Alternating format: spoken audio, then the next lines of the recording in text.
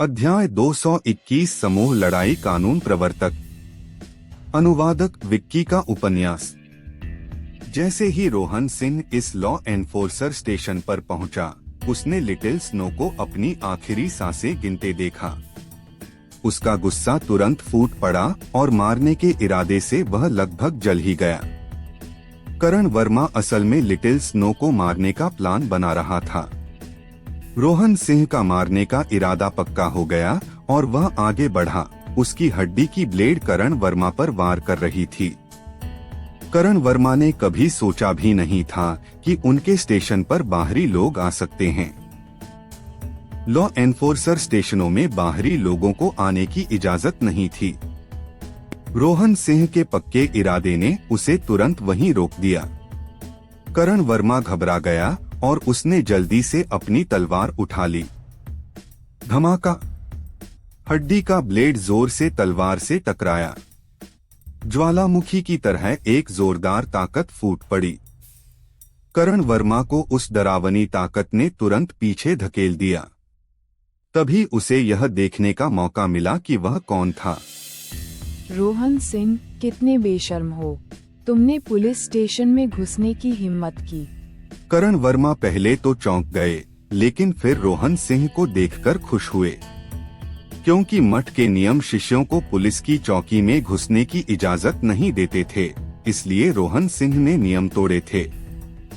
रोहन सिंह के आने से बाकी दो पुलिस वाले भी हैरान रह गए। उन्होंने कभी नहीं सोचा था कि रोहन सिंह उन्हें ढूंढने आएगा।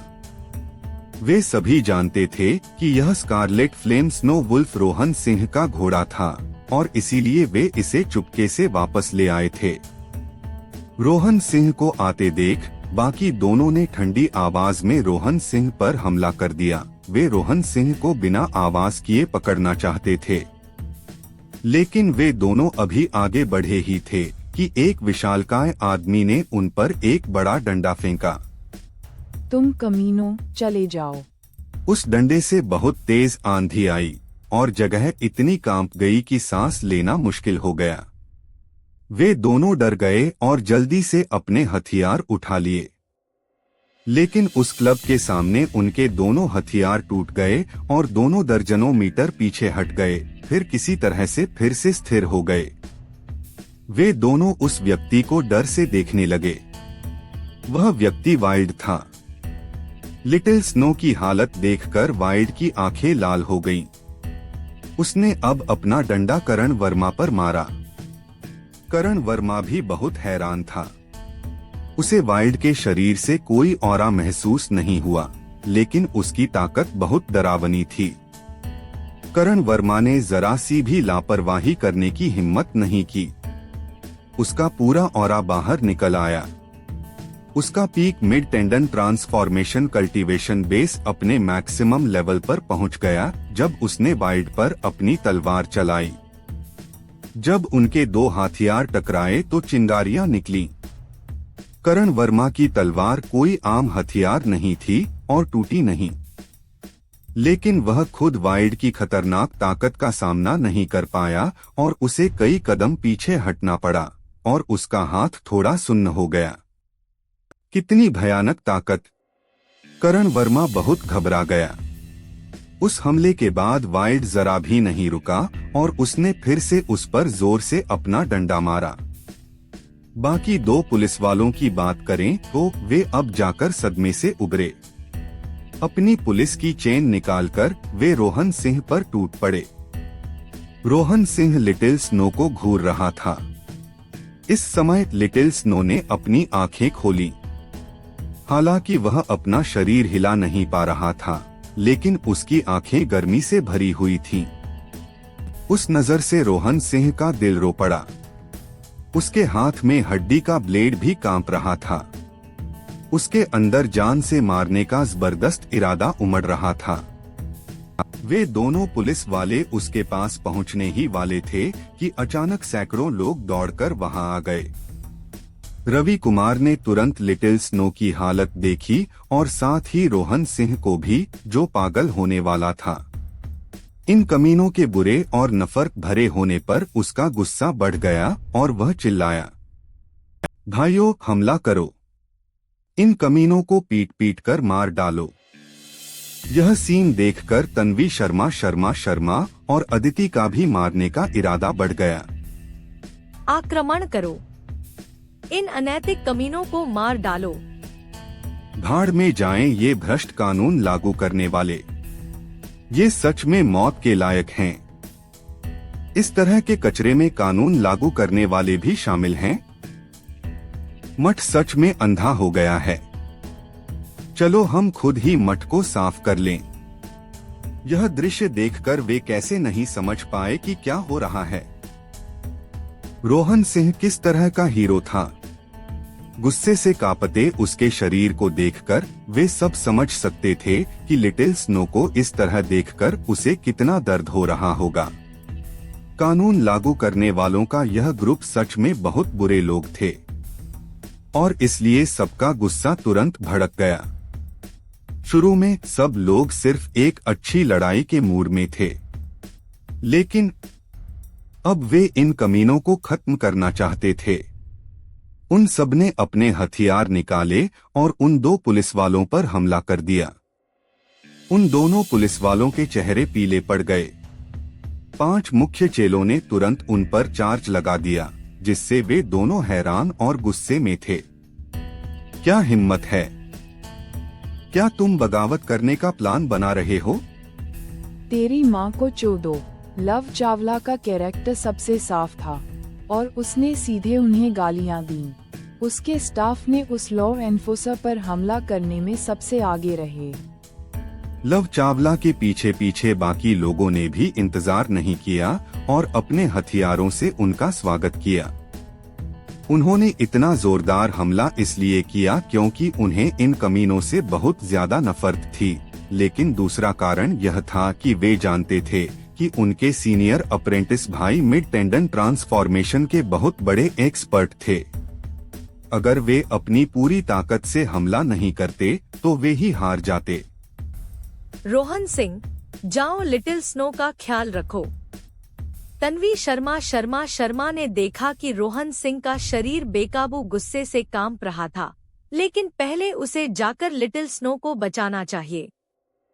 उसे यह याद दिलाने के बाद तन्वी शर्मा ने अपने हाथ में एक विंड ब्लेड लिया और लड़ाई में शामिल हो गईं। हेवन अर्थ अलायंस के लोग उन दो लॉ एनफोर्सर्स को पागलों की तरह घेरे हुए थे।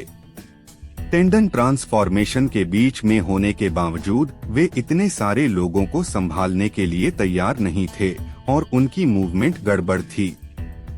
दूसरी तरफ वाइल्ड पागलों की तरह अपना क्लब मार रहा था।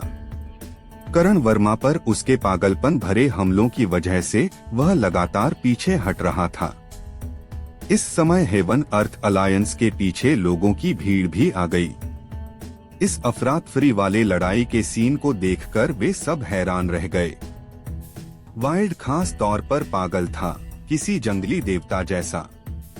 उसका क्लब अजय था और वह करण वर्मा से बिल्कुल भी कम नहीं था।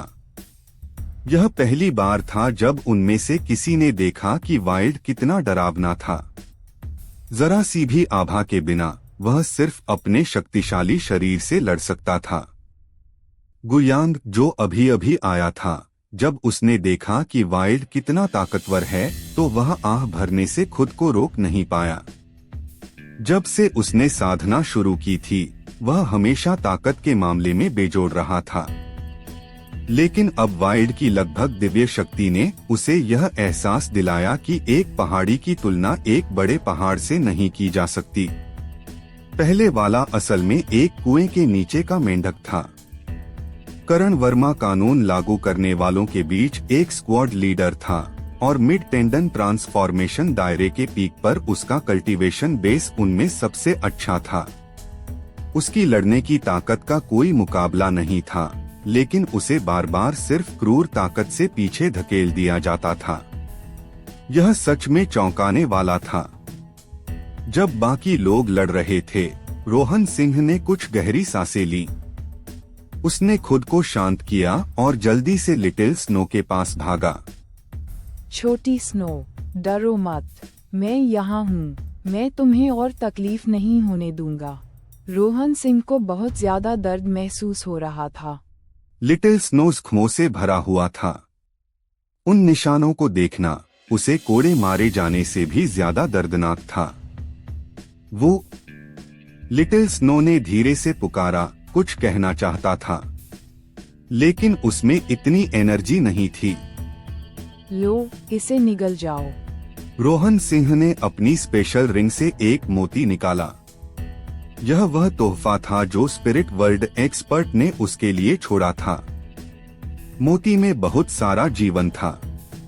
पहले जब वाइल्ड को इतना टॉर्चर किया गया था कि उसकी सिर्फ एक ही सांस बची थी और वह मरने वाला था, तो इसी मोती ने उसे ग्रिम रीपर के हाथों से बचाया था। इस बार हालांकि लिटिल स्नो को चोटें आई थीं, लेकिन असल में उसकी जान को कोई खतरा नहीं था। उसने बस बहुत ज्यादा खून और एनर्जी खो दी थी और इसलिए वह कुछ समय के लिए बहुत कमजोर हो गया था। ऐसे घाव नॉर्मल तरीकों से धीरे धीरे ठीक हो सकते हैं, लेकिन रोहन सिंह इसके लिए इंतजार नहीं कर सका। लिटिल स्नो के लिए उसने एक बार फिर यह कीमती खजाना निकाल लिया। उसने सीधे मोती से उस कीमती दिव्य जीवन सार की एक बूंद निकाली। वह मोती तुरंत सिकुड़ गया। लो लिटिल स्नो, इसे निगल जाओ। रोहन सिंह की आवाज सुनकर लिटिल स्नो ने दुखी होकर अपना मुंह खोलने की पूरी कोशिश की, लेकिन कामयाब नहीं हुआ। रोहन सिंह के पास अपना मुंह खोलने और लाइफ एसेंस की वह बूंद अपने मुंह में डालने के अलावा कोई चारा नहीं था। जब उसे लगा कि लाइफ एसेंस की वह बूंद लिटिल स्नो के शरीर को पोषण दे रही है, तभी उसे आराम मिला। लिटिल स्नो के सिर को धीरे से सहलाते हुए उसने दिलासा दिया, सो जाओ, हमें फिर से अलग नहीं होना पड़ेगा। रोहन सिंह ने लिटिल स्नो को सुलाने के लिए अपनी स्पिरिचुअल स्ट्रेंथ का इस्तेमाल किया। खास बात यह थी कि लिटिल स्नो अब बहुत कमजोर हो गई थी। रोहन सिंह को देखकर वह तुरंत शांत हो गया और इस तरह वह आसानी से गहरी नींद में चला गया। रोहन सिंह ने चारों ओर देखा और भीड़ में रोहन यादव को देखा। प्रोफाउंड स्पिरिट फ्रूट पर लड़ाई के बाद उसकी उससे कभी कोई और बातचीत नहीं हुई। हालांकि वे दोस्त नहीं थे, लेकिन उन्हें दुश्मन भी नहीं माना जा सकता था। भाइयों, मेरी मदद करो। अभी के लिए इस छोटे से बच्चे की रक्षा के लिए अपने कुछ लोगों को बुला लो, रोहन सिंह ने पूछा। रोहन यादव चौंका, पर उसने सिर हिलाया। चिंता मत करो भाई लॉन्ग, मैं उसकी अच्छी तरह से रक्षा अवश्य करूंगा। रोहन यादव को उम्मीद नहीं थी कि रोहन सिंह को उन पर इतना भरोसा होगा कि वे अपने घोड़े को कुछ समय के लिए उनकी देखभाल में रख देंगे। उन्होंने तुरंत अपने पीछे खड़े लोगों को हाथ हिलाकर अभिवादन किया और लगभग 50 लोग बाहर निकल आए और लिटिल स्नो के चारों ओर एक सुरक्षा घेरा बना लिया। जब रोहन सिंह लिटिल स्नो के घाव भर रहा था, तब लड़ाई अपने चरम पर पहुंच गई थी। चारों ओर से घिरे होने और हमला होने के कारण वे पुलिस वाले पहले से ही पूरी तरह से गुस्से में थे। अगर तुम लोग अभी भी हमारी मेहरबानी की कदर करना नहीं सीखे, तो हमें बेरहम होने का इल्जाम मत दो। हम तुम सबको एक एक करके आसानी से मार सकते हैं। तुम्हें पता होना चाहिए कि तुमने मठ के नियम तोड़े हैं। अगर हम तुम सबको मार भी दें, तो भी हमें कोई सजा नहीं मिलेगी, कानून लागू करने वालों में से एक ने गुस्से में कहा। भाड़ में जाए तुम्हारे नियम, अपना छेद बंद करो, हमें तुम्हारी बकवास नहीं चाहिए। तुम कमीने नरक में जाओ। हालांकि कभी कभी उनमें से कुछ को चोट लगने की वजह से पीछे हटना पड़ा, लेकिन उनमें से कोई भी पीछे नहीं हटा। वे सभी लगातार जबरदस्त हमला करते रहे। उनके साथियों की चोटों से उन्हें डर नहीं लगा, बल्कि उनके लड़ने का जोश और बढ़ गया। देखने वालों का भी खून खौल रहा था। साथी क्या थे? भाई क्या थे? दूसरों को पीठ दिखाने का आपके लिए क्या मतलब था? आखिरकार उन सबको समझ आ गया कि रोहन सिंह उन गद्दारों को मारने पर क्यों अड़ा हुआ था, क्यों वह किसी भी धोखे की इजाजत नहीं देगा। इतनी जबरदस्त लड़ाई जिसमें उनके साथी मौत से नहीं डरते थे, उससे वे सभी भावुक हो गए। केवल पक्का यकीन ही इतनी भयानक लड़ाई की ताकत दे सकता था। अब जब लिटिल स्नो को सावधानी से रखा गया था, रोहन सिंह ने रोहन यादव को धन्यवाद में सिर हिलाया। इस तरह वह आराम से लड़ सकता था। उसकी हड्डी का ब्लेड एक बार फिर उसके हाथों में आ गया।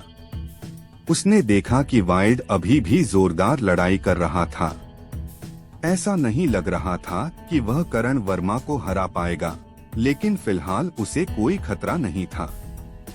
लेकिन दूसरी लड़ाई बहुत ज्यादा जबरदस्त थी, जिसमें लोग घायल हो गए और बाहर उड़ गए और आगे नहीं बढ़ पाए। रोहन सिंह की आंखें लाल हो गईं। वे उसके भाई थे। वह उन पुलिस वालों में से एक पर आगे बढ़ा। उसकी हड्डी की तलवार उसके सिर पर वार कर रही थी। अध्याय 222 अपमानजनक अधिकारी। अनुवादक विक्की का उपन्यास। एक पुलिस वाले को सिद्धार्थ राव, करण यादव और लव चावला ने घेर लिया था। दर्जनों आम चेले भी थे जो मौका देखकर हमला कर देते थे, जिससे पुलिस वाला गुस्सा हो जाता था। उसकी चेन हवा में सीटी बजाती हुई निकली और एक मिड टेंडन ट्रांसफॉर्मेशन एक्सपर्ट की ताकत बाहर निकली, जिससे सभी को पीछे हटना पड़ा। उनके और नई पीढ़ी के शिष्यों के बीच बहुत ज्यादा फर्क था। सिद्धार्थ राव और दूसरे मुख्य शिष्य भी पीछे हट गए जब उनकी चेन उनके हथियारों से टकराई, जिससे उनके हाथों में दर्द होने लगा। वे बस एक ही लेवल पर नहीं थे। तीनों बैटलफील्ड बहुत अलग थे। एक बैटलफील्ड वह थी जहां वाइल्ड अकेले करण वर्मा से लड़ रहे थे। जैसे जैसे लड़ाई आगे बढ़ी, वह और मजबूत होता गया और कभी नुकसान में नहीं पड़ा। तन्वी शर्मा और आदित्य की बात करें तो उन दोनों ने अकेले ही एक और पुलिस वाले को काबू में कर लिया। हालांकि यह बहुत मुश्किल था, फिर भी वे टिक पाईं। लेकिन सिद्धार्थ राव का ग्रुप खतरनाक हालत में पहुंच गया था। उनके पास सबसे ज्यादा घायल लोग थे और वे किसी भी पल हार सकते थे। इस वजह से वे गुस्से में डटे रहे। दूसरे शिष्य भी ढीले नहीं पड़े। जब एक आदमी को उड़ा दिया जाता तो दूसरा तुरंत उसकी जगह ले लेता, और जब तक चोटें इतनी गंभीर न हो कि वे रेंग कर भी उठ न सके, कोई भी पीछे नहीं हटा। बेवकूफों का ग्रुप, तुम लोग मौत मांग रहे हो। वह पुलिस वाला चारों तरफ से घिरे होने पर बहुत गुस्सा था। हालांकि उसने कहा कि उन्हें मारने का कोई इल्जाम उस पर नहीं लगेगा, लेकिन क्या उसने सच में उन्हें मारने की हिम्मत की? वे पूरी तरह से दोषी नहीं थे। उन्होंने किसी और का घोड़ा पकड़ लिया था। अगर वे उन लोगों को मार देते जो इसका बदला लेने आए थे, तो वे अपनी सजा से बच नहीं पाते। लेकिन गुस्से में, हालांकि उसकी किसी को मारने की हिम्मत नहीं हुई, फिर भी वह उन्हें बहुत बुरी तरह घायल करके खुश था। उसकी चेन हवा में सीटी बजाती हुई निकली, जिससे सब लोग तुरंत पीछे हट गए। कई चेले चोट लगने से उड़ गए और खून की उल्टी करने लगे। भाड़ में जाओ, उस कानून प्रवर्तक ने गुस्से में बहुत प्रभावशाली ढंग से दहाड़ा। लेकिन वह अभी दहाड़ा ही था कि अचानक उसे लगा कि एक ठंडी, डरावनी, जान लेने वाली चीज ने उसे अपनी जगह पर जकड़ लिया है, और उसे ऐसा लगा जैसे वह किसी आस हाउस में घुस गया हो। एक हड्डी का ब्लेड जो ऐसा लग रहा था जैसे नरक की गहराइयों से उसकी जान लेने आया हो, सीधे उसके चेहरे पर घोंप दिया गया। वह मुश्किल एंगल बहुत बेरहम था। उस हड्डी के ब्लेड की ताकत बहुत बढ़ गई थी। उस पुलिस वाले को पता था कि अगर उसने वह हमला किया तो उसका सिर तुरंत फट जाएगा। वह मुझे मारना चाहता है। वह पुलिस वाला डर गया। यह हमला बहुत आसान और सीधा था। वह उसे बस एक ही बार में मार डालना चाहता था।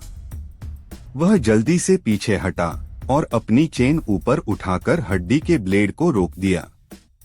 लेकिन उसे हैरानी इस बात की थी कि उसकी चेन, जो आसानी से एक मुख्य शिष्य के हमले को पीछे धकेल सकती थी, उस हड्डी के ब्लेड को हिला भी नहीं पा रही थी।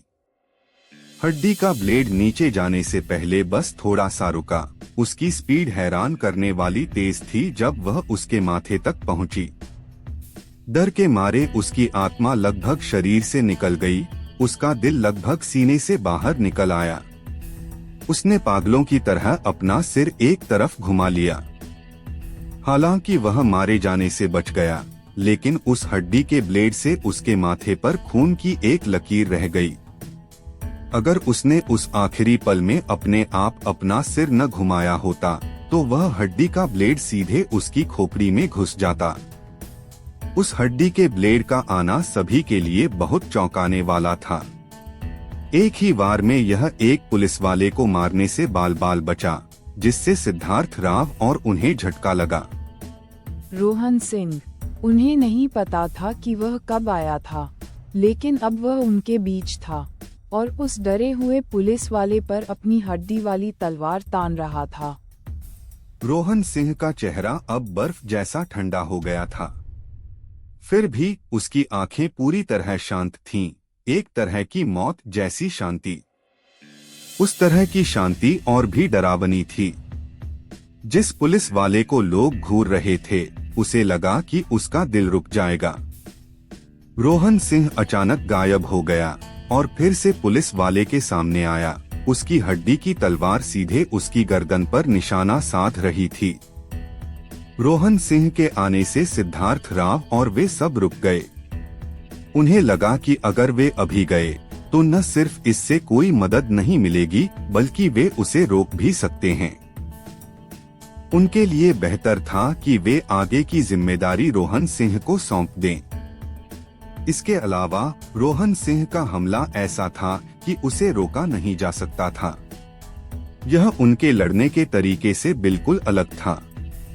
वे किसी भी हालत में बीच बचाव नहीं कर पाते। रोहन सिंह की फाइट की सबसे मजेदार बात उसका रौबदार अंदाज था। उस नजारे ने उनका खून खौला दिया। वह पुलिस वाला अपनी जान बचाने के लिए लगभग भाग गया था जब उसने रोहन सिंह को अपनी तरफ आते देखा। उसकी हिम्मत पहले ही टूट चुकी थी, अभी तो वह लगभग मर ही गया था। हालांकि उन्होंने इतने लंबे समय तक साधना की थी, लेकिन मठ में शामिल होने की कोशिश के अलावा उन्होंने कभी भी असली जिंदगी और मौत की लड़ाई का अनुभव नहीं किया था। लेकिन रोहन सिंह पहले जैसे नहीं थे।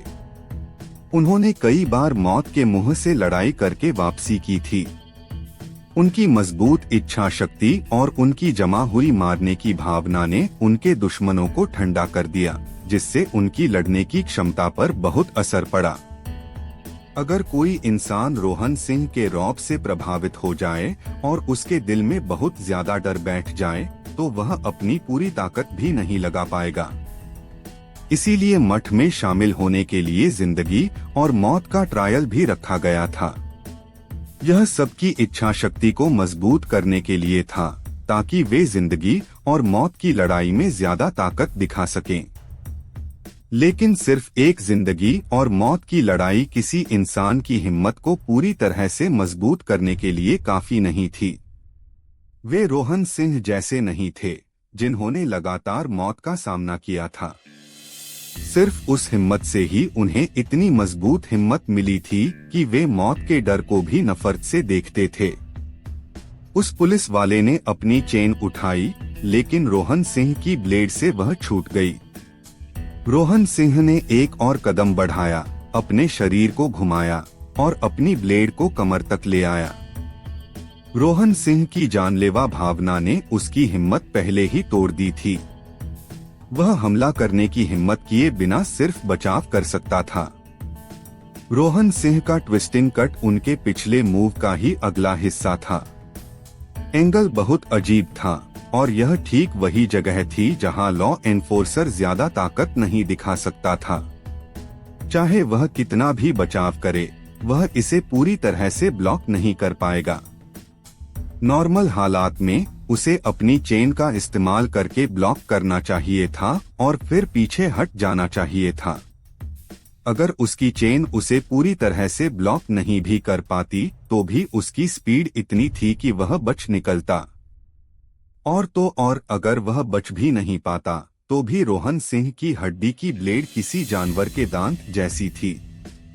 नोक के अलावा यह कहीं और तेज नहीं थी। अगर वह सच में ठीक से ब्लॉक और बच जाता तो इससे उसे कोई बड़ी चोट लगना नामुमकिन होता। लेकिन रोहन सिंह के पहले हमले से ही उसकी हिम्मत टूट चुकी थी। उसके दिमाग में डर के अलावा कुछ भी नहीं था। वह यह बिल्कुल नहीं सोच रहा था कि रोहन सिंह का हथियार काफी तेज नहीं था। वह जानता था कि रोहन सिंह उसे मारना चाहता है। उसके हिसाब से रोहन सिंह के ब्लेड से लगने पर वह तुरंत 2 टुकड़ों में कट जाएगा। घबराहट में वह पहले ही बेवकूफ बन चुका था। यह भूल गया था कि कैसे ठीक से चकमा देना और ब्लॉक करना है। रोहन सिंह की हड्डी की ब्लेड बेरहमी से उस पुलिस वाले की पसलियों के कार्टिलेज पर लगी, जिससे उसकी बुरी चीख निकली और हड्डियां टूटने की आवाज आई और वह उड़ गया। इससे सब हैरान रह गए। वह ताकतवर पुलिस वाला रोहन सिंह के खिलाफ 10 बार भी नहीं लड़ पाया और बुरी तरह घायल हो गया। जो लोग देख रहे थे वे सब समझ गए कि ऐसा इसलिए नहीं था कि रोहन सिंह की लड़ने की ताकत ज्यादा थी, बल्कि इसलिए था क्योंकि रोहन सिंह के रौबदार तरीके से वह पुलिस वाला पूरी तरह दब गया था। उनका खेती का बेस पहले ही 80% से नीचे दबा दिया गया था और उनके डर और घबराहट की वजह से उनके फैसले गलत हो गए और रोहन सिंह ने उन्हें आसानी से हरा दिया। सबका दिल दहल गया। रोहन सिंह ने अपने कामों से सबको एक नियम बताया, ज्यादा कल्टीवेशन बेस का मतलब यह नहीं है कि आप ज्यादा मजबूत हैं। ज्यादा कल्टीवेशन बेस वाला इंसान हमेशा नहीं जीतेगा। रोहन सिंह कमजोर होने के बावजूद जीतने में कामयाब रहे थे, लेकिन यह भी पूरी तरह सच नहीं था। भले ही उनकी खेती का आधार कमजोर था, लेकिन उनमें कभी न रुकने वाला व्यवहार था, मौत से न डरने वाला पक्का इरादा था और अपनी पूरी जीत का पक्का यकीन था। पहले इनमें से किसी भी शिष्य को यह समझ नहीं आता था कि प्रभावशाली व्यवहार, संकल्प या विश्वास असल में क्या होते हैं। वे बस अस्पष्ट अवधारणाएं थीं। लेकिन आज रोहन सिंह के प्रदर्शन ने सबको दिखा दिया कि वे कॉन्सेप्ट कितने महत्वपूर्ण थे। गुयांग, विक्रम राव, गुआन वेन्नन और बाकी मुख्य शिष्यों को आखिरकार समझ आ गया कि रोहन सिंह इतने मजबूत क्यों थे। ऐसा उनके मजबूत विश्वास की वजह से था, एक ऐसा विश्वास जिसका कोई मुकाबला नहीं था, जिसके इरादे को कोई हिला नहीं सकता था। मौत के सामने भी उनका यकीन नहीं डगमगाया। एक सच्चा एक्सपर्ट होने के लिए यह एक जरूरत थी। जहां तक उनकी बात है, उनके परिवार के बड़ों ने उन पर एक गलत थ्योरी डाल दी थी कि टैलेंट ही एक्सपर्ट बनने का आधार है। चाहे ऐसी नींद कितनी भी अच्छी क्यों न हो, 1000 मुश्किलों के बावजूद लड़ने की हिम्मत के बिना, एक्सपर्ट बनने के उस भरोसे के बिना जो मौत के सामने भी नहीं डगमगाएगा, आप हमेशा एक ग्रीन हाउस प्लांट ही रहेंगे जो एक रात की ठंड भी नहीं झेल पाएगा। वह लॉ एनफोर्सर एक परफेक्ट उदाहरण था। वह आम तौर पर ऐसे ही ऊंचे तरीके से मजबूती से पेश आता था, लेकिन जब जिंदगी और मौत का असली मोड़ आया तो उसकी ताकत पूरी तरह टूट गई, जिससे पता चला कि वह असल में कितना कमजोर था। और रोहन सिंह उनके बिल्कुल उलट थे। वे बाहर से बहुत आम लगते थे, बिल्कुल भी मजबूत नहीं, लेकिन जब सच में सब कुछ दांव पर लगाने का समय आया तो लोगों को पता चला कि उनके आम बाहरी रूप के नीचे एक मजबूत इरादा छिपा था। रोहन सिंह के प्रदर्शन से उन्हें अपने लिए एक अलग तरह का भविष्य देखने को मिला। लगभग सभी शिष्यों को लगा कि उनके दिल बहुत साफ हो गए हैं। वे उस बहुत ही प्रभावशाली, लगभग दिव्य प्राणी के लिए आभार और सम्मान से भरे हुए थे। उस पुलिस वाले को भगाने के बाद रोहन सिंह अचानक उसके सामने फिर से आ गया और अपनी हड्डी की तलवार उसके सिर पर मार दी। क्या? अब सब बहुत हैरान थे। वह पुलिस वाला इतनी बुरी तरह घायल था कि वह बच नहीं सकता था। रोहन सिंह सच में उसे मारने का प्लान बना रहा था। रुकना! अचानक एक ठंडी चीख ने सबके कान हिला दिए। काली रोशनी की एक किरण रोहन सिंह के हड्डी वाले ब्लेड से टकराई जो उस लॉ एनफोर्सर को मारने वाला था। रोहन सिंह को अपने हाथ में तेज दर्द महसूस हुआ और एक जोरदार झटके ने उसे उड़ा दिया। उसका खून तेजी से बढ़ा और वह लगभग खून उगलने ही वाला था। मुड़कर उसने देखा कि किसी समय गुस्से में एल्डरसन सबके सामने प्रकट हुए थे। एल्डरसन के आने से सब घबरा गए और सब पीछे हट गए। उनमें से किसी ने नहीं सोचा था कि वे इतनी जल्दी एक एल्डर को परेशान कर देंगे। तन्वी शर्मा का दिल उसे देखते ही बैठ गया। अब उसे बुरा लग रहा था। एल्डरसन ने रोहन सिंह की तरफ इशारा किया और चिल्लाया, इतनी कम उम्र में ही तुम इतने बुरे हो गए हो। तुम करप्ट डेविल्स से कैसे अलग हो? अगर मैं आज तुम्हें थोड़ा नहीं दबाऊंगा तो हम चीजों का नेचुरल ऑर्डर कैसे बनाए रख पाएंगे? उसके शरीर से तुरंत एक भारी प्रेशर फैल गया जिसने सबको घेर लिया। उनके लिए उसके प्रेशर में सांस लेना भी मुश्किल हो रहा था और उन्हें यह भी लग रहा था कि इससे उनकी हड्डियां टूट जाएंगी। आम शिष्य पहले से ही पीले पड़ चुके थे, कुछ के मुंह के कोने से खून टपक रहा था, लेकिन वे सभी डटे रहे, उस दबाव के आगे झुकने से मना कर दिया। रोहन सिंह, तुमने कानून लागू करने वालों से लड़ने के लिए बेशर्मी से एक ग्रुप इकट्ठा किया है। ऐसा जुर्म माफ नहीं किया जा सकता। जल्दी करो और घुटने टेक दो। एल्डरसन का दबाव पूरी तरह से रोहन सिंह पर आ गया, जिससे उसे तुरंत ऐसा लगा जैसे कोई पहाड़ उसे कुचल रहा है। रोहन सिंह की आंखों में बर्फीली ठंड में जान लेने का इरादा भर गया। पवित्र एल्डरसन को देखते हुए उसने धीरे से अपने हाथ में हड्डी का ब्लेड उठाया। बहुत बुरा, तुमने सच में बगावत करने की हिम्मत की। एल्डरसन गुस्से में बोला। वह प्रेशर बढ़ाने ही वाला था कि उसे अपने सिर के पिछले हिस्से में हवा महसूस हुई। बूढ़ी छड़ी, जा मर। एक बड़ा नुकीला डंडा एल्डरसन के सिर पर मारा गया। अध्याय 223 मृत्यु तक कोई आराम नहीं। अनुवादक विक्की का उपन्यास। गुस्से में दहाड़ने के बाद एक बड़ा नुकीला डंडा एल्डरसन के सिर के पीछे की ओर लगा। इससे एल्डरसन पूरी तरह हैरान रह गए। उनके दबाव में कोई भी हिल नहीं सकता था, यहाँ तक कि मुख्य शिष्य भी नहीं। बिना सिर घुमाए उसने पीछे से मुक्का मारा, लेकिन उसके लिए और भी ज्यादा चौंकाने वाली बात यह थी कि यह हमला इतना जोरदार था कि वह असल में कुछ कदम पीछे हट गया। वह जल्दी से मुड़ा तो देखा कि वह कोई बहुत बड़ा आदमी था जो एक बड़ा सा डंडा पकड़े हुए उसे घूर रहा था। ऐसा लग रहा था जैसे उसके प्रेशर का इस आदमी पर कोई असर नहीं हुआ।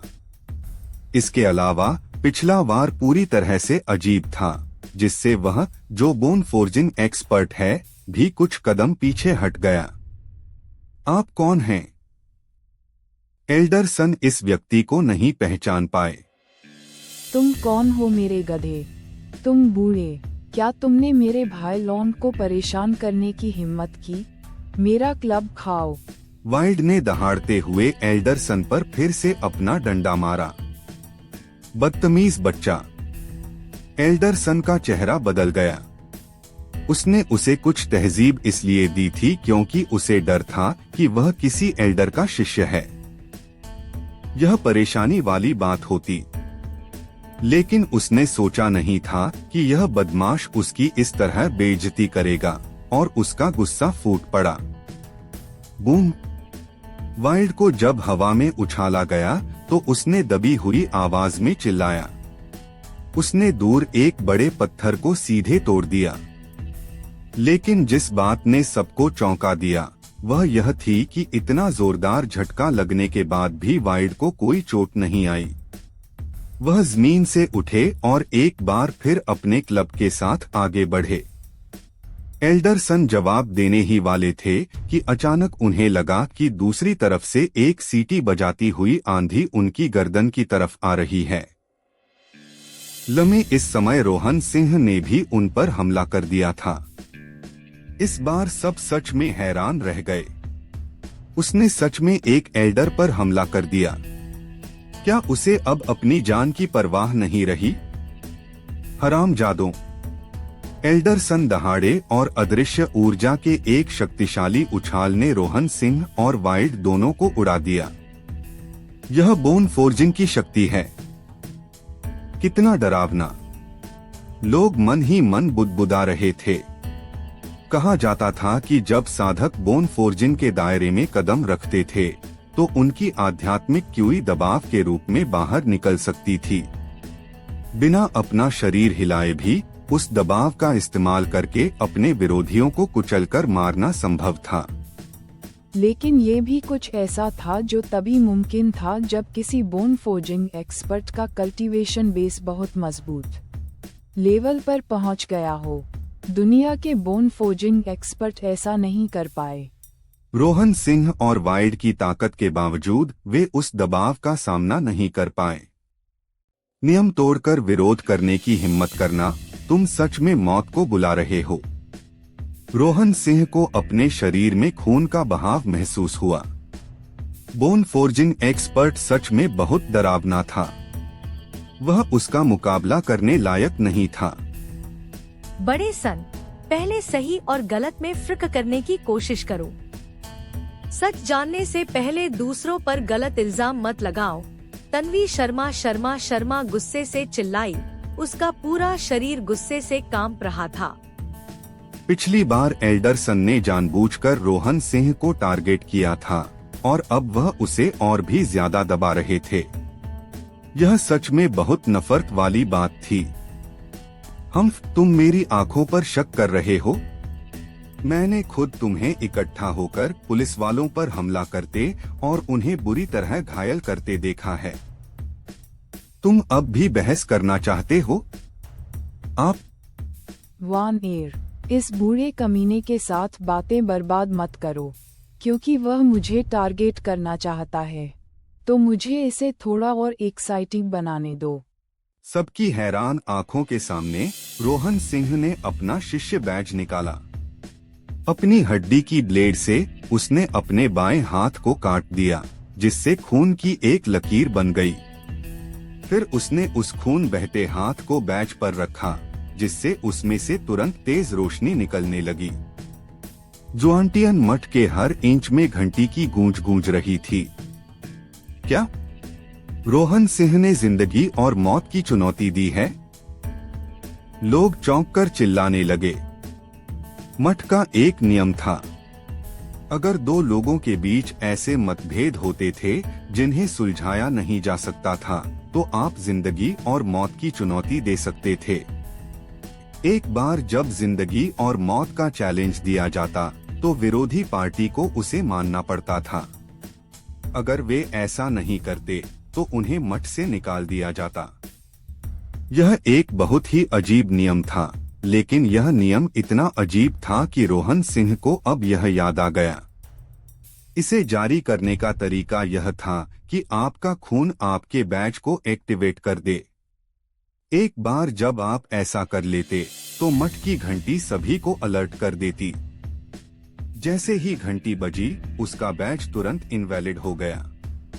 दूसरे शब्दों में, अगर वह मठ में रहना चाहता था तो उसे अपने दुश्मन को मारकर उसका बैज छीनना होगा। एल्डरसन के चेहरे के भाव बदल गए। जिंदगी और मौत की चुनौती पूरे मठ को परेशान कर देगी। और जैसा कि उम्मीद थी, बहुत सारे लोग तुरंत वहां आने लगे। जीवन और मृत्यु की चुनौती किसने दी? अचानक जगह कांप उठी जब तीन आकृतियां अचानक प्रकट हुई। इनमें से एक संप्रदाय के नेता महाराज लिंग थे। जिंदगी और मौत की चुनौती कोई छोटी बात नहीं थी। अगर संप्रदाय का नेता अकेले नहीं था तो उसे खुद इसकी देखरेख करनी पड़ती थी। महाराज लिंग के पास गुरु तूफांग और एक और दुबला-पतला मुरझाया हुआ बूढ़ा आदमी था। उसके सिर्फ कुछ बाल थे और उसकी कनपटियां धंसी हुई थीं, जिससे वह डरावना लग रहा था। जब वह बूढ़ा आदमी सामने आया तो उसने तुरंत वाइल्ड को उसकी बुरी हालत में देखा और उसका चेहरा उतर गया। छोटे दोस्त, तुम्हें क्या हुआ? मास्टर को बताओ कि किसने तुम्हें परेशान किया और मास्टर उसके पंजे तोड़ देंगे।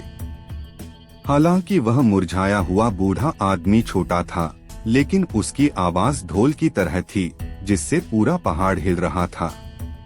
कई शिष्य पीले पड़ गए और लगभग बेहोश हो गए। इतना मामूली बूढ़ा आदमी हैरान करने वाला इतना ताकतवर था, और उसने असल में उस बड़े आदमी को अपना अप्रेंटिस कहा। जब एल्डर सन ने यह नाम सुना तो उनके चेहरे पर हरा रंग आ गया। उनकी आंखों में डर आ गया, जिसने उनके घमंड की जगह ले ली। वाइल्ड ने एल्डर सन की ओर इशारा किया और गुस्से में कहा, उस बूढ़े ने मेरे भाई लॉन्ग पर गलत इल्जाम लगाने से पहले यह भी नहीं सुना कि कौन सही है और कौन गलत। मैं उसे हरा नहीं सकता, इसलिए बूढ़े आदमी, तुम उसे हराने में मेरी मदद करो।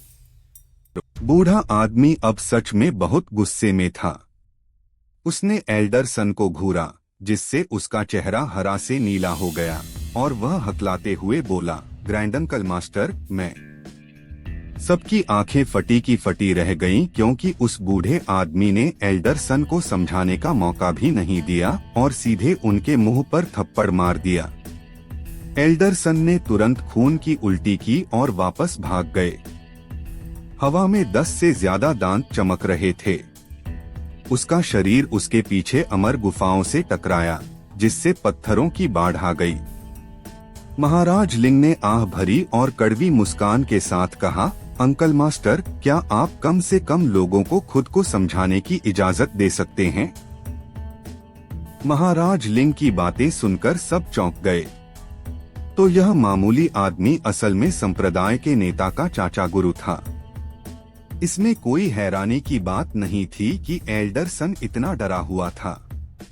उसका रुतबा इतना ऊंचा था कि यह चौंकाने वाला था, और इसमें भी कोई हैरानी की बात नहीं थी कि वह इतना ताकतवर था। उसने एल्डर सन को थप्पड़ मारने के लिए किसी अनजान टेक्निक का इस्तेमाल किया था, जबकि उन दोनों के बीच बहुत दूरी थी। यह असल में एक जादुई टेक्निक थी। उसका हमला देखना भी मुमकिन नहीं था, बचना तो दूर की बात है। बूढ़े आदमी से लेकर वाइल्ड और फिर रोहन सिंह तक लोग हैरान थे। अब यह एक अच्छा शो होगा। तुमने क्या कहा? तुम किस तरह के सीनियर चेले हो? तुम अपने जूनियर चेलों को इस तरह परेशान होने देते हो और कुछ नहीं करते। तो क्या हुआ अगर मैं इस बदमाश को सबक सिखा दूं? क्या तुम बड़े हो गए हो और अपने अंकल मास्टर को चैलेंज करने की हिम्मत करोगे? क्या तुम चाहते हो कि हम दोनों के बीच थोड़ी प्रैक्टिस हो? महाराज लिंग कड़वाहट से मुस्कुराए। इस अंकल मास्टर का साधना बेस डरावना था, लेकिन उनका स्वभाव बहुत विस्फोटक था, शायद पूरी तरह से बेतुका भी। लेकिन उन्होंने उस कमी को भी मानने से इनकार कर दिया, इसलिए महाराज लिंग की बात करने की हिम्मत नहीं हुई। क्या तुम भूल गए कि जब उस घोस्ट गेट वाले बदमाश ने तुम्हें परेशान किया था तो तुम्हें किसने बचाया था? एहसान फरामोश बच्चा। महाराज लिंग का चेहरा गर्म हो गया। इतने सारे लोगों के सामने डांट खाना वाकई शर्मनाक था। लेकिन फिर उसे याद आया कि जब भी उसने कोई मुसीबत खड़ी की थी और अपने मालिक से सजा पाने वाला था, तो हमेशा यही अंकल मास्टर ही उसे बचाते थे। जब वह बाहर परेशान था, तब भी उसके इस अंकल मास्टर ने ही उसे आगे बढ़ने में मदद की थी। असल में वह अपने मास्टर से भी ज्यादा उस पर प्यार लुटाता था। इस अंकल मास्टर का कल्टीवेशन बेस बहुत ज्यादा पावरफुल था। बदकिस्मती से उनका नेचर इतना अच्छा नहीं था। वह दूसरों को देखने में भी हिचकिचाते थे। जब गुरु तूफान वाइल्ड को वापस लाए थे तो इस अंकल मास्टर की आंखें तुरंत लाल हो गई थीं और उन्होंने तुरंत वाइल्ड को पकड़ लिया था। उन्होंने वाइल्ड को बहुत प्यार और लाड़ प्यार किया, उसे वह सब कुछ दिया जो वह चाहता था। लेकिन खाने के अलावा वाइल्ड को और कुछ नहीं चाहिए था और इसलिए वाइल्ड को पेट भरकर खाने देने के लिए उसने खेती करना भी बंद कर दिया और वाइल्ड को मठ से बाहर ले आया और खुद उसे शिकार पर ले गया। उसके साथ ऐसा व्यवहार किया जैसे वह उसका अपना बेटा हो। इस बार वे मठ में लौटे ही थे कि वाइल्ड को पता चला कि रोहन सिंह भी मठ में है और वह दौड़कर वहां पहुंच गया। बूढ़ा आदमी महाराज लिंग और गुरु तूफान के साथ चाय पी रहा था। वाइल्ड के अजीब शरीर की तारीफ कर रहा था और लगभग बिना रुके बड़बड़ा रहा था। लेकिन वह कुछ देर ही बड़बड़ा पाया था कि रोहन सिंह ने उसे जिंदगी और मौत की चुनौती दे दी। इससे वह बहुत चिढ़ गया था। वह अभी अपनी कहानी के दिलचस्प हिस्से पर पहुंचा ही था। लेकिन वह यह भी जानते थे कि जिंदगी और मौत की चुनौती एक बड़ा मामला है और मठ के नियमों के अनुसार संप्रदाय के नेता को मौजूद रहना होगा। ऐसा इसलिए था क्योंकि यह उनके शिष्यों की जिंदगी और मौत से जुड़ा हुआ था। आम तौर पर ऐसा चैलेंज बहुत कम दिया जाता था, लेकिन अगर दिया जाता तो इसका मतलब होता कि दो पार्टियों के बीच ऐसी न मिटने वाली और न छुपने वाली नफरत थी। सिर्फ एक या दो शिष्यों की मौत से मठ के विकास पर कोई असर नहीं पड़ेगा, लेकिन आगे ऐसी स्थितियों को रोकने के लिए मठ को उन पर सही ध्यान देना होगा। नियम बिल्कुल सही नहीं हैं। लोगों को उन्हें बेहतर बनाने के लिए लगातार उनमें बदलाव करना पड़ता था। नहीं तो अगर लोग नियमों में कमियों का इस्तेमाल करते और इस तरह के झगड़े और बढ़ते तो इससे मठ की ग्रोथ पर असर पड़ता। बूढ़े आदमी ने कुछ और डांटा, लेकिन महाराज लिंग को सिर्फ मुस्कुराते हुए देखकर उसे भी शर्मिंदगी महसूस होने लगी। वह मुड़ा और एल्डरसन को बुरी तरह घूरने लगा जो अभी पत्थरों से रेंगकर बाहर आया था।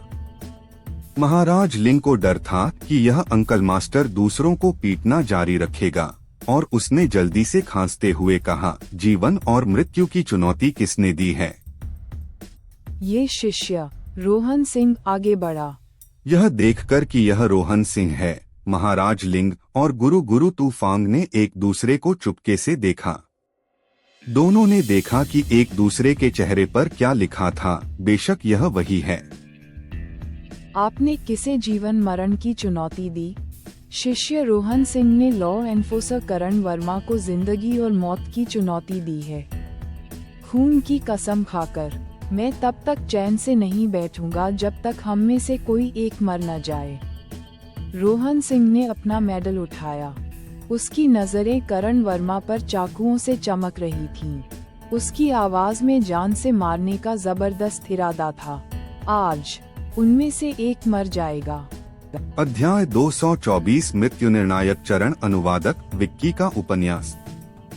हालांकि सब इसके लिए पहले से ही तैयार थे, फिर भी रोहन सिंह की आवाज सुनकर सबको बहुत झटका लगा। उसने असल में एक peak mid tendon transformation expert को जिंदगी और मौत का चैलेंज दिया था।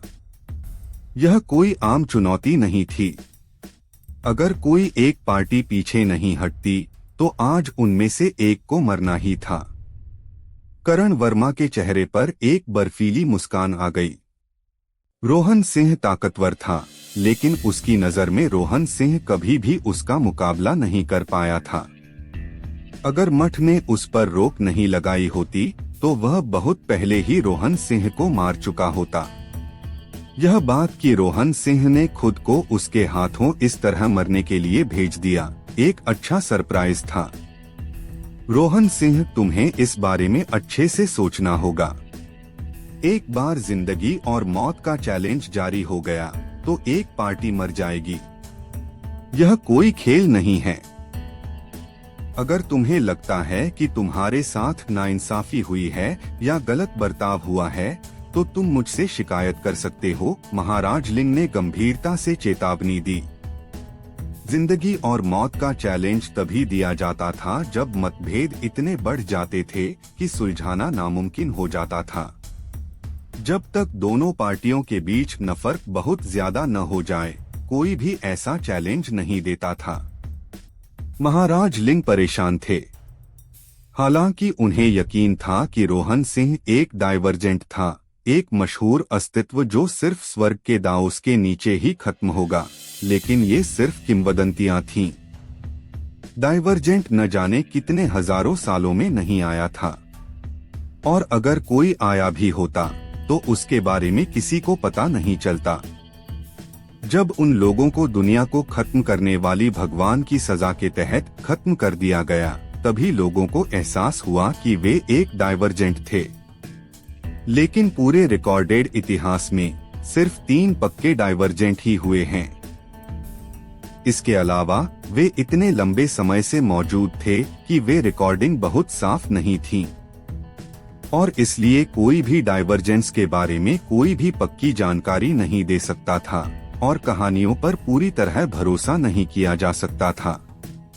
हालांकि रोहन सिंह ताकतवर थे, लेकिन एक peak mid tendon transformation expert के सामने वह निश्चित रूप से हार जाते, और इसीलिए महाराज लिंग ने रोहन सिंह को यह ऑप्शन दिया कि वह किसी भी अन्याय के बारे में अपनी शिकायतें उन्हें दे दे।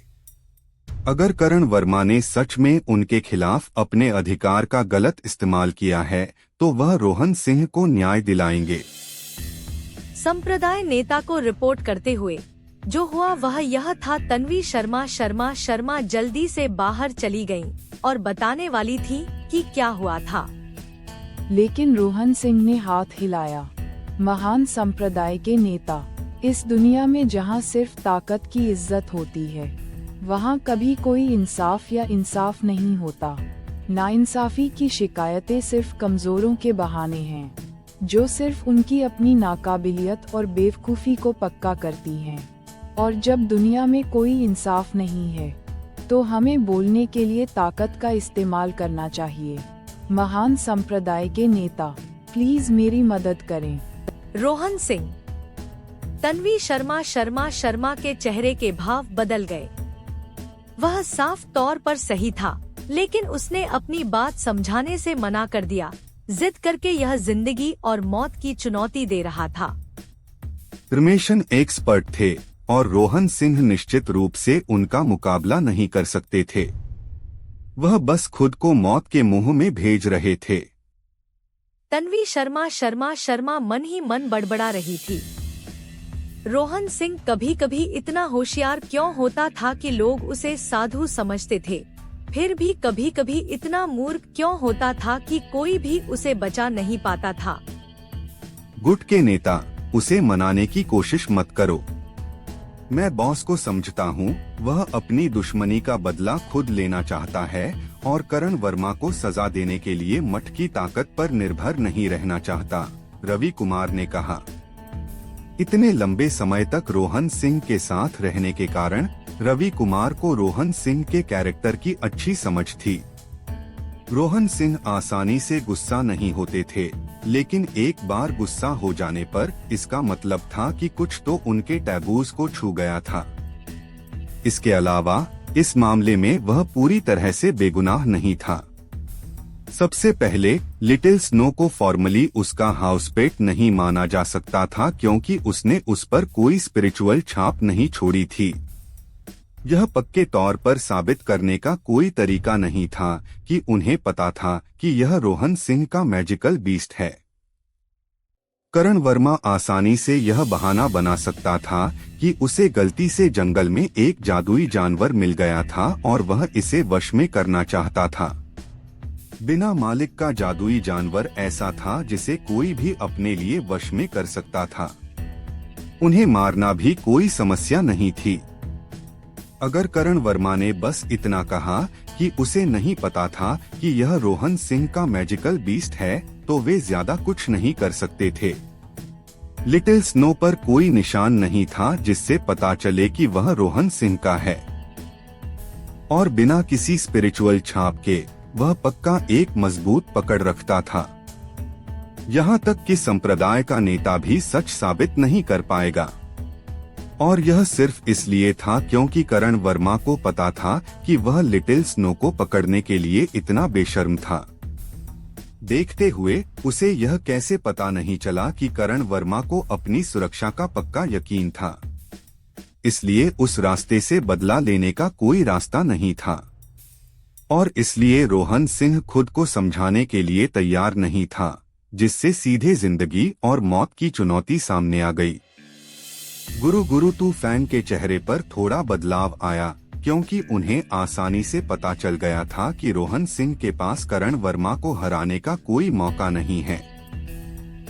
लेकिन मठ के नियमों के अनुसार संप्रदाय का नेता भी जो हो रहा था उसे बदल नहीं सकता था। वह सिर्फ अंदर ही अंदर परेशान हो सकता था। रोहन सिंह सच में बहुत जिद्दी था, उसे यह भी नहीं पता था कि कब पीछे हटना है। गुरु तूफान सिर्फ बेबस होकर आहें भर सकता था। लेकिन आपको यह सोचना होगा, एक बार चैलेंज जारी हो जाने के बाद इसे बदलने का कोई तरीका नहीं है। महाराज लिंग ने एक बार फिर चेतावनी दी। चेतावनी देने के लिए बहुत बहुत धन्यवाद संप्रदाय के नेता। शिष्य पक्का है। रोहन सिंह ने महाराज लिंग की ओर हाथ बढ़ाया, ये जानते हुए कि वह उसका ध्यान रख रहे हैं, लेकिन उसे ये करना ही था। लिटिल स्नो की हालत देखकर उसे इतना गुस्सा आया कि उसे लगा कि वह फट जाएगा। अगर वह खुद करण वर्मा को नहीं मार सका तो उसके लिए जीना पूरी तरह से बेइज्जती होगी। हालांकि उनके पास peak mid tendon transformation expert के खिलाफ कोई गारंटी नहीं थी, लेकिन अब उन्हें इसकी परवाह नहीं थी। इस बार उसे उसके मन की इच्छा नहीं बल्कि उसकी अपनी इच्छा मजबूर कर रही थी। कोई भी अपने करीबी लोगों को बिना कीमत चुकाए दुख नहीं पहुंचाएगा। करण वर्मा, क्या तुम चैलेंज स्वीकार करते हो? महाराज लिंग ने हल्के से करण वर्मा की ओर देखा। करण वर्मा को तुरंत ऐसा लगा जैसे उसके सारे विचार महाराज लिंग के सामने खुल गए हों। ऐसा लगा जैसे महाराज लिंग की बेपरवाह नजर उसे पूरी तरह से देख रही हो, जिससे उसे पसीना आ गया। शिष्य चुनौती स्वीकार करता है। करण वर्मा ने अपना सिर नीचे कर लिया। महाराज लिंग की आंखों में देखने की भी हिम्मत नहीं हुई। अगर वह चैलेंज स्वीकार नहीं करता तो उसे मठ से निकाल दिया जाता। यह जीवन और मृत्यु चैलेंज का सबसे कठिन हिस्सा था। अगर आप चैलेंज स्वीकार करते तो थ्योरी के हिसाब से आपकी मौत का 50% चांस था। अगर आप चैलेंज स्वीकार नहीं करते तो आपको तुरंत भागना पड़ता। इसीलिए ज्यादातर ऐसी ही सिचुएशन को अलग तरह से सुलझाना पड़ता था। इस तरीके से मठ चाहे कुछ भी हो एक शिष्य खो देता। सब चुप थे। अब जब करण वर्मा ने चैलेंज स्वीकार कर लिया था तो उनके दिल बैठ गए थे। यह बहुत ही असमान लड़ाई थी, लेकिन इसकी शुरुआत रोहन सिंह ने की थी। जो शिष्य देख रहे थे वे इससे नाखुश हुए बिना नहीं रह सके। वे सभी नई पीढ़ी के सदस्य थे। रोहन सिंह की जगह कोई भी होता तो उसे बहुत बेइज्जती महसूस होती। अगर वे रोहन सिंह होते तो पक्का इसे सह लेते।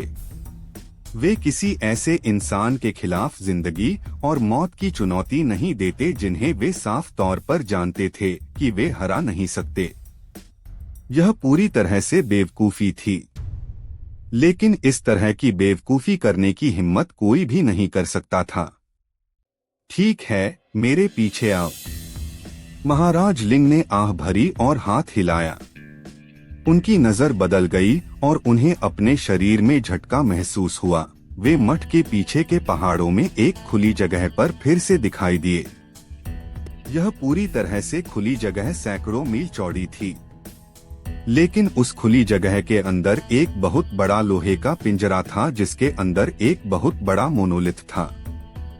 मोनोलिथ पूरी तरह से चौकोर था और सैकड़ों मीटर ऊंचा था। किसी भी शिष्य को नहीं पता था कि इसे इस लोहे के पिंजरे में क्यों बंद किया गया था। यह मौत का फैसला करने वाला स्टेज है, गुरु तूफान ने आह भरते हुए कहा। अब जब हालात इस हद तक बढ़ गए थे तो पीछे हटने का कोई रास्ता नहीं था। उसने एक स्पिरिट स्टोन निकाला और मौत का फैसला करने वाले स्टेज के सामने एक स्टील पर रख दिया। स्टील पर सिर्फ उस स्पिरिट स्टोन के लिए एक खांचा था। जब स्पिरिट स्टोन को उस पर रखा गया तो स्टेज जल उठा। जमीन जोर से हिलने लगी जिससे सब डर गए। वे यह देखकर हैरान रह गए कि पिंजरे के अंदर का बड़ा सा मोनोलिथ ऊपर उठ रहा था। कौन जानता था कि यह कितना भारी था कि इस जमीन को इस तरह हिला पाया। जब यह 30 मीटर से ऊपर उठा तो इसके नीचे एक मार्शल एरिना दिखाई दिया। मार्शल एरिना के ऊपर एक अजीब चीज देखकर लोग चौंक गए। यह एक ड्राइंग जैसी लग रही थी। ये 2 लोग हैं, किसी ने कहा। ड्राइंग 2 लोगों की लग रही थी, लेकिन उन्हें पीसकर चपटा पेस्ट बना दिया गया था। वे इन लाशों को देखकर डर गए। फिर जब उन्होंने सैकड़ों मीटर मोटे उस बड़े मोनोलिथ को देखा तो उन्हें तुरंत एहसास हुआ कि उनकी मौत कैसे हुई थी। अचानक एक हवा चली और वह ड्राइंग उड़ गई। इतने साल होने की वजह से वे लाशें बहुत पहले ही राख बन चुकी थीं। बस हवा के एक झोंके से मार्शल एरिना अपनी नॉर्मल हालत में लौट आया। लोगों के सिर की त्वचा सुन्न हो गई। कोई हैरानी नहीं कि इसे मौत का फैसला करने वाला स्टेज कहा गया। मौत का फैसला करने वाला स्टेज सिर्फ 2 घंटे के लिए खुला रहेगा। अगर आप में से कोई भी उस समय में दूसरे को नहीं मार पाता है तो रीबर्थ मोनोलिथ गिर जाएगा। आप सब देख सकते हैं कि रीबर्थ मोनोलिथ कितना भारी है। अगर यह गिर गया तो एल्डर लेवल का कोई भी इंसान जिंदा नहीं बच पाएगा। टाइम खत्म होने से पहले अपने अपोनेंट को मारने की पूरी कोशिश करो, वरना तुम्हारा भी हाल पिछले 2 जैसा हो जाएगा, गुरु तूफान ने गंभीरता से चेतावनी दी। एक लोहे का गेट मैदान में खुलता था। लोहे के बड़े पिंजरे का यह छोटा सा छेद किसी जंगली जानवर के मुंह जैसा लग रहा था। रोहन सिंह ने सिर हिलाया और तन्वी शर्मा और उन दोनों को आराम से रहने का इशारा किया। फिर शांति से मौत का फैसला करने वाले स्टेज पर चले गए। लिटिल वाइल्ड, तुम्हारा यह भाई बुरा नहीं है, उसमें हिम्मत है। इस बूढ़े आदमी को यह स्टाइल पसंद है। बूढ़े आदमी ने थोड़ी तारीफ से रोहन सिंह को देखा। लेकिन क्या तुम्हें उसकी चिंता नहीं है? मुझे किस बात की चिंता करनी चाहिए? मेरा भाई लॉन बहुत ताकतवर है, उसे कोई नहीं हरा सकता। वाइल्ड ने सिर हिलाया। उसे रोहन सिंह पर लगभग आंख बंद करके भरोसा था। वहां मौजूद सभी लोगों में से वाइल्ड ही एकमात्र ऐसा व्यक्ति था जो रोहन सिंह के लिए चिंतित नहीं था। उसकी नजर में रोहन सिंह एक अजय देवता था। अगर रोहन सिंह महाराज लिंग से लड़ भी लें तो भी वाइल्ड को लगता कि रोहन सिंह जीत जाएगा। वह बूढ़ा आदमी अपना सिर हिलाए बिना नहीं रह सका। अपनी नजर से वह स्वाभाविक रूप से रोहन सिंह के कल्टीवेशन बेस को देखने में कामयाब रहा। वह ब्लड कंडेंसेशन के पीक पर था। उसका खून और क्यूई बढ़ रहा था और उसकी लड़ने की ताकत निश्चित रूप से मजबूत थी। लेकिन उसका शरीर अभी भी वाइल्ड के मुकाबले काफी कमजोर था और उसके पास जो सेबर टूथ, और इसलिए रोहन सिंह के पास करण वर्मा को हराने का कोई चांस नहीं था। अगर रोहन सिंह रीबर्थ मोनोलिथ के गिरने तक जिंदा भी रह पाता तो यह उसके लिए बहुत बड़ी बात होती। बूढ़े आदमी ने बुदबुदाते हुए कहा, अगर वह बच गया तो मैं खुद जाकर उसके लिए एक हथियार बनाऊंगा। बूढ़े आदमी, अब आपको वापस जाना चाहिए, वाइल्ड ने कहा। क्यों? भाई लॉन्ग जरूर जीतेगा। अगर तुम अभी से हथियार बनाना शुरू कर दोगे तो तुम्हारा कुछ और समय बच जाएगा। तुम यहाँ किस लिए समय बर्बाद कर रहे हो? वाइल्ड ने सीधे सादे मन से कहा, जैसे रोहन सिंह की जीत पहले से ही तय हो। वह बूढ़ा आदमी सच में हंसा। वह वाइल्ड का नेचर जानता था, इसलिए उसने और कुछ नहीं कहा और मौत का फैसला करने वाले स्टेज को देखने के लिए पीछे मुड़ा। इसी समय करण वर्मा भी अंदर आया। करण वर्मा के अंदर आने के बाद गेट तुरंत बंद हो गया। रीबर्थ मोनोलिथ में एक खांचा रोशन हो गया और लोगों ने देखा कि यह पहले से ही धीरे धीरे नीचे आने लगा था। यह मौत का फैसला करने वाली लड़ाई शुरू हो चुकी थी। जब लोहे का गेट बंद हुआ तो उनके सिर के ऊपर बना पुनर्जन्म का पत्थर धीरे धीरे नीचे आने लगा। एल्डर गुरु टू फांग के अनुसार उनके पास सिर्फ 2 घंटे थे। अगर वे 2 घंटे में अपने अपोनेंट को नहीं मार पाए तो रीबर्थ मोनोलिथ गिर जाएगा और उनकी किस्मत भी पहले वाले उन 2 ड्रॉइंग्स जैसी ही होगी।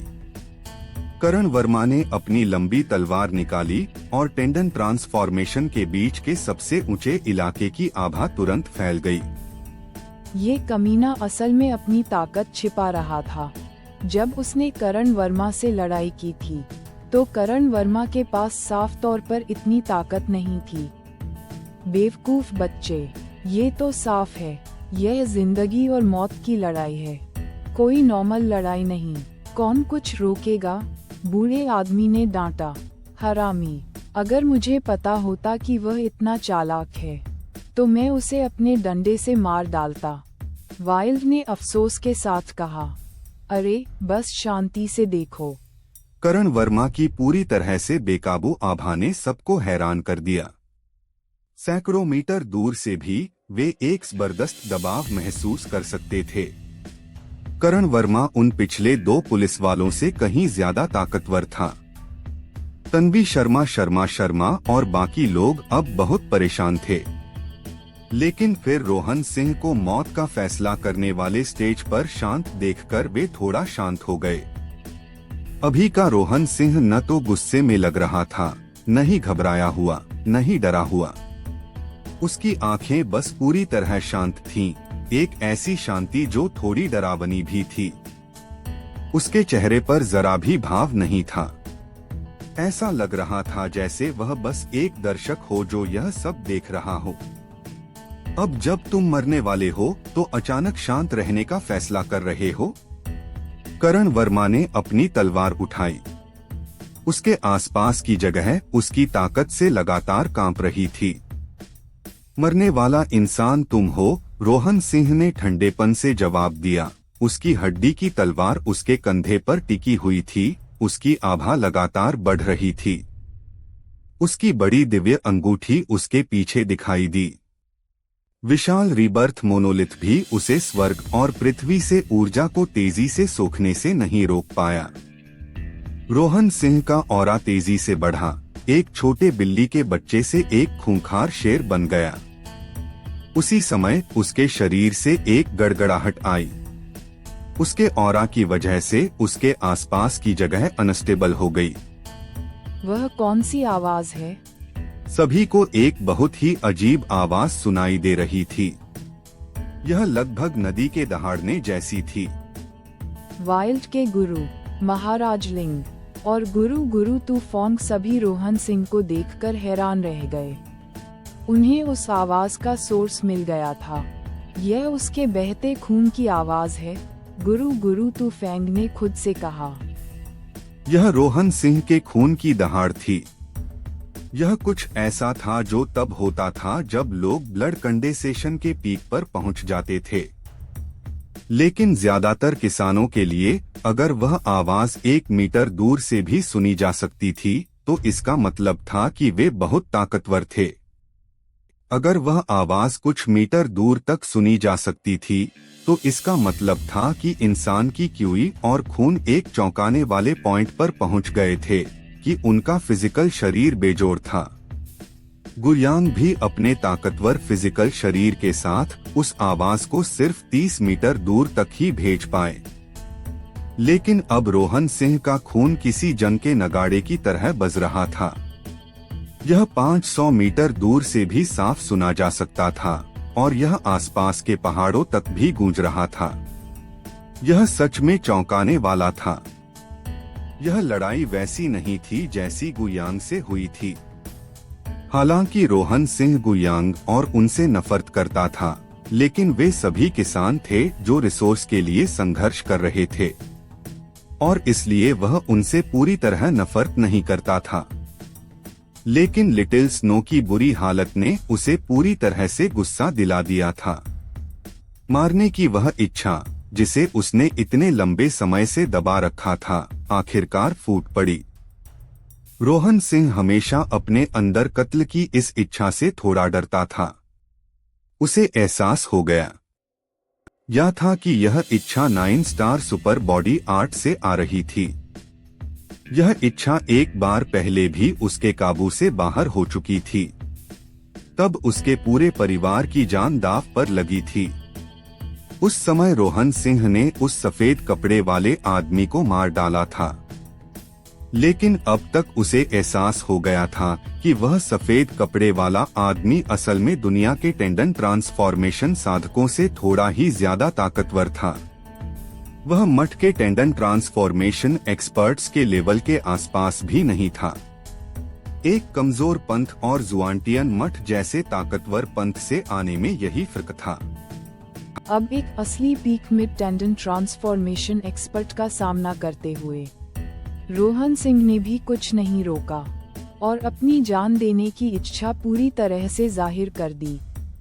जब वह उस इच्छा को दबाना बंद कर देगा, तभी 9 स्टार सुपर बॉडी आर्ट अपने पीक स्टेट पर पहुंचेगा। उसका खून जोर से धड़का और उसमें अनगिनत सुनहरे कण बहने लगे। उसका ऑरा और ज्यादा पावरफुल होता गया। बुरा नहीं है, लेकिन ये बुरी बात है कि तुम ब्लड कंडेंसेशन के दायरे में सिर्फ एक बिग एल बच्चे हो। आज सिर्फ तुम ही मरोगे। शायद तुम्हें अब अपने दोस्तों से कुछ आखिरी बातें कह देनी चाहिए, नहीं तो बाद में तुम्हें कोई मौका नहीं मिलेगा। करण वर्मा ने मजाक उड़ाया। रोहन सिंह के शरीर की एनर्जी तुरंत दोगुनी हो गई। रोहन सिंह ने करण वर्मा की तरफ अपनी हड्डी की तलवार दिखाते हुए गुस्से से कहा, अपनी बचकानी बातें बंद करो। अगर तुमने मुझे, रोहन सिंह को, कोई मानसिक झटका देने की कोशिश की, तो इससे तुम्हारे दिल का डर ही सामने आएगा। क्या तुम्हें लगता है कि मैं तुम्हारी आंखों में घबराहट नहीं देख सकता? तुम डरे हुए हो इस डर से कि तुम मुझे तय समय में मार नहीं पाओगे और मेरे साथ मर जाओगे। तुम मेरा कॉन्फिडेंस तोड़ना चाहते हो, उम्मीद कर रहे हो कि शब्दों का इस्तेमाल करके मेरी हिम्मत तोड़ोगे। परेशान मत हो। मेरी जिंदगी में मुझ पर, रोहन सिंह पर अनगिनत दुश्मनों ने हमला किया है। मैंने जिंदगी और मौत की अनगिनत लड़ाइयाँ देखी हैं और मैं जिंदगी और मौत के बीच की लाइन से बाहर निकला हूँ। क्या तुम्हें सच में लगता है कि तुम्हारे बचकाने तरीके मेरा कॉन्फिडेंस हिला सकते हैं? रोहन सिंह की आवाज में नफरत भरी थी। उनका जबरदस्त कॉन्फिडेंस ऐसा था कि किसी को भी उनकी बातों की सच्चाई पर शक नहीं हुआ। सिद्धार्थ राव और उनके साथी हैरान रह गए। अगर रोहन सिंह ने जो कहा वह सच था, तो उसने सच में बहुत डरावनी चीजों का अनुभव किया था। छी, बकवास। क्योंकि तुम और होशियार नहीं बनना चाहते, तो तुम अभी मर सकते हो। करण वर्मा दहाड़ा और रोहन सिंह पर झपटा और बेरहमी से रोहन सिंह के चेहरे पर तलवार से वार किया। उसका हमला बहुत तेज था। जैसे ही वह आगे बढ़ा, उसकी तलवार लगभग रोहन सिंह तक पहुंच चुकी थी। उसके कदम बहुत चालाक थे। लेकिन जिस बात ने सबको चौंका दिया वह यह थी कि रोहन सिंह ने ऐसा दिखाया जैसे उसने करण वर्मा की तलवार देखी ही नहीं और उसने अपनी हड्डी की तलवार करण वर्मा के पेट में घोंप दी। हड्डी का ब्लेड 3 मीटर से ज्यादा लंबा था। जिस पल करण वर्मा की तलवार रोहन सिंह के चेहरे को चीरती, इसी पल उसकी हड्डी का ब्लेड उसके पेट को भी चीरता। यह अपने सामने वाले को गिराने की चाल थी, एक सुसाइड मूव। लेकिन रोहन सिंह का एक्सप्रेशन अभी भी पूरी तरह शांत था।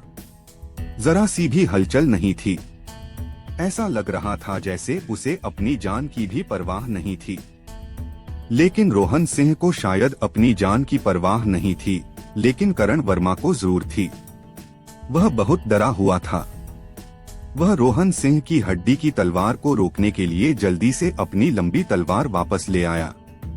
अपने शक्तिशाली टेंडन ट्रांसफॉर्मेशन कल्टीवेशन बेस से रोहन सिंह के पूरे जोर के वार को उसने रोक दिया। जैसा कि उम्मीद थी, तुम्हें मौत से डर लगता है, रोहन सिंह ने रुखेपन से मजाक उड़ाया। हरामी, करण वर्मा दहाड़ा। हालांकि उसने रोहन सिंह की हड्डी की तलवार को रोक दिया था, लेकिन उसके पीछे जो ताकत थी, उससे उसका दिल ठंडा हो गया, जिससे उसके अंदरूनी अंग लगभग घायल हो गए। वह जानता था कि रोहन सिंह की सारी ताकत उस हड्डी के ब्लेड पर लगी हुई थी। अगर वह उससे टकरा जाता तो उसके पीछे की ताकत ज्वालामुखी की तरह फट जाती और वह पक्का मर जाता। करण वर्मा दहाड़ा और उसकी तलवार पर अजीब सी लकीरें बन गईं। स्वॉर्ड क्यूई की एक ठंडी किरण रोहन सिंह पर गिरी। लेकिन जो बात सबकी उम्मीद से परे थी, वह यह थी कि रोहन सिंह ने भी अपनी हड्डी वाली ब्लेड हवा में ऊंची उठाई। विदाई हवा स्लैश। रोहन सिंह फिर से ऐसा दिखा जैसे उसने अभी तक करण वर्मा का हमला नहीं देखा हो। ईर दिखाई दी जो करण वर्मा पर वार कर रही थी। यह साफ तौर पर उन दोनों को गिराने के लिए एक और सुसाइडल हमला था। करण वर्मा डर गया। उसकी तलवार की रोहन सिंह को जरूर मार डालेगी, लेकिन रोहन सिंह की ब्लेड वाली इमेज भी उसे टुकड़े टुकड़े कर देगी। अब बचने के लिए बहुत देर हो चुकी थी। उसने अपनी तलवार क्यूआई को झुकाने की पूरी कोशिश की, जिससे वह रोहन सिंह की तलवार की इमेज से टकरा गई। जब दोनों टकराए तो करण वर्मा ने तुरंत खून का एक घूंट खांसा और कुछ कदम पीछे हट गया। वह चोट सिर्फ रोहन सिंह की ब्लेड इमेज की वजह से नहीं थी, यह उन दोनों के हमलों का असर था। अपनी स्वॉर्ड क्यूई की दिशा जबरदस्ती बदलने के लिए उसे अंदरूनी चोट लग गई थी। आमतौर पर वह बस एक हल्का सा झटका होता था और चिंता की कोई बात नहीं थी, लेकिन रोहन सिंह की पूरी ताकत वाली ब्लेड इमेज उस पर गिर पड़ी। उसकी तलवार की आधी से ज्यादा ताकत चली गई क्योंकि उसने जबरदस्ती उसका रास्ता बदल दिया था, जिससे वह घायल हो गया। करण वर्मा को खून की खांसी करते देख सबकी धड़कनें बढ़ गईं। करण वर्मा साफ तौर पर बहुत ताकतवर था, लेकिन रोहन सिंह के सामने जो अपनी जान जोखिम में डाल रहा था, वह कुछ भी नहीं कर पा रहा था। जहाँ तक रोहन सिंह की बात है, वह पूरी तरह शांत था। 2 बार हाथापाई के बाद भी, जिसमें उसकी जान जा सकती थी, उसके चेहरे का भाव नहीं बदला। उस तरह की बर्फीली शांति बिल्कुल डरावनी थी। करण वर्मा को गुस्सा आ गया। उसने हर तरह के जोरदार हमले किए, लेकिन दोनों बार रोहन सिंह ने उसे पीछे धकेल दिया। जैसे ही वह उस पर एक बार फिर हमला करने की तैयारी कर रहा था, रोहन सिंह की हड्डी की तलवार उसके चेहरे के सामने आ गई, जो उसका सिर काटने ही वाली थी। उसने जल्दी से अपना सिर घुमाया और पीछे कूद गया। वह रोहन सिंह के हमले से बाल बाल बच गया, लेकिन बदकिस्मती से वह एक बात भूल गया था। यह बाहर की दुनिया नहीं थी, बल्कि मौत का फैसला करने वाला स्टेज था। यह सिर्फ कुछ 100 मीटर चौड़ा था। रोहन सिंह के पिछले 2 हमलों के बाद वह पहले ही किनारे के पास पहुंच चुका था। अब जब वह वापस कूद गया था, करण वर्मा का सिर लोहे के खंभे से टकराता देख सब हैरान रह गए। लेकिन यह कहने की जरूरत नहीं थी कि उसकी peak mid tendon transformation power बहुत ज्यादा थी। तोप के गोले की तरह वापस फायर करने और फिर खंभे से टकराने के बावजूद उसके सिर से सिर्फ थोड़ा सा खून बह रहा था। लेकिन एक पल के लिए उसे बहुत चक्कर आया, उसे तारे दिखने लगे। लेकिन फिर उसे एहसास हुआ कि वह किस हालत में है और वह जल्दी से ठीक हो गया।